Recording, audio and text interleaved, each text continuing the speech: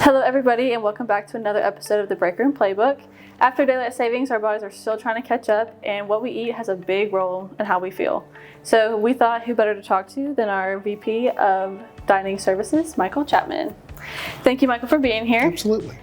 Before we dive in about solving our 3 p.m. pickup and how to get through the day, we'd love to start with asking about your journey. So how did you get into dining services? Yeah, well, I am a career food service person. I've always been in the restaurant business. Started like most people do as a young man, washing dishes, and just kind of grew from there. Went to culinary school, was a chef for many years, and discovered corporate dining. This year marks 25 years in corporate dining for me. Awesome. What was the first restaurant you worked in?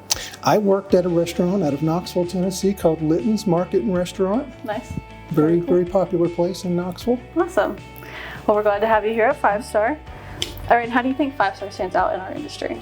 I think what sets us apart is our flexibility, is that we are able to provide so many different levels of service for our customers. We have larger volume dining operations all the way down to operations that just have a few employees. We're able to customize a program for all of our customers and be able to provide that benefit for them. Nice. I definitely think that dining does set us apart, and I think a lot of people don't know about our dining services, so another reason why we're glad to have you on here to kind of shed some light on that. So what kind of trends do you see in the dining service industry for the future? Well, technology, number one. Yeah, I mean, everything is technology these days. We're seeing a lot of different options for technology. We're seeing that our customer base is very knowledgeable with technology and asking for this. Aside from that, I think the big trend that I would say is big for us is just the demand for on-site dining from our customers. I think that they're finally, so many customers are seeing the employee benefit and how it pertains to their recruiting and retention efforts. What are some things that you and your team focus on while you're creating the menus? Well, we certainly want to customize the menu to the particular customer base that we have. So we definitely want to look at, what are the customers like. So we have, you have your heavy white collar businesses that are people are sitting at desks for the most part, and they eat differently. And then we have a lot of manufacturing locations, and those customers tend to want more calories and certainly want something that's going to stick with them a little bit longer in the day.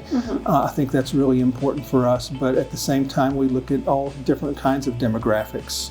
As far as the different age groups and just the difference between the customers, so that we understand how to approach those menus for them. And then of course we're looking at different price ranges as well, so that plays as a factor also, as far as what level of quality and what price level can we set things at.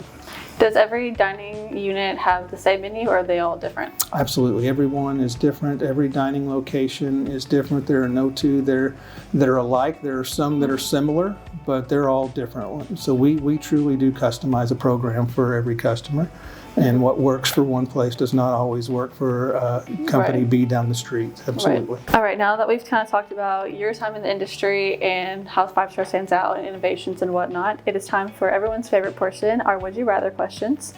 So our first Would You Rather is, would you rather have sweets for the rest of your life or savory foods for the rest of your life? I would have to say savory for sure.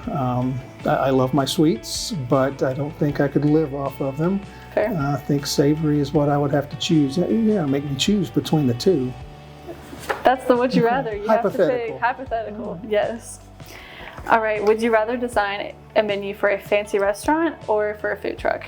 The younger chef that I would probably be disappointed with me for saying food truck, but I think there's so much fun to be had these days in food trucks, and there's just so many opportunities there. It would be a lot more fun for me there, I think, than going back into a fine dining menu creation. Fair. What kind of food do you think you'd have at a food truck? I think I would probably want to go with one with just a bunch of different types of burgers. Okay.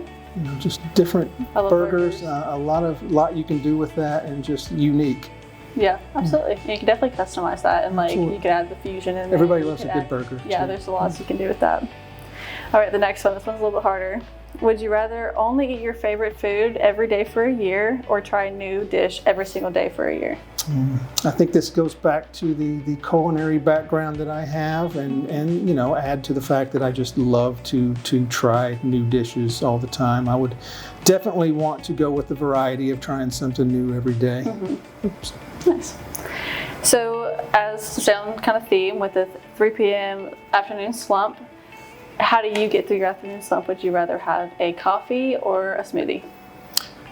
Well, I love my coffee in the morning. I do, but I do part ways with it about mid-morning. Fair. So I would choose smoothie between those options, but I often have a protein type of a snack as well. Okay. Protein shakes are something that are really good to have after lunch and that mid-afternoon. What's kind of your go-to afternoon snack for like a pick-me-up? Yeah, I love the little protein packs with the meat and cheese and almonds. Yeah, I love that's one of those. It's not too much to have after lunch, and again, that's something that we're focusing on with our grab and go program as well. Right. Or just those type of snacks that just really go over. Not a lot of calories, not a lot of carbs, but something that'll help get you through the afternoon. Absolutely. All right, well, thank you, Michael, so much for hanging out with us and sharing all the insights to the dining services. And thank you, everybody, for tuning in, and we will see you next time on the Break Room Playbook.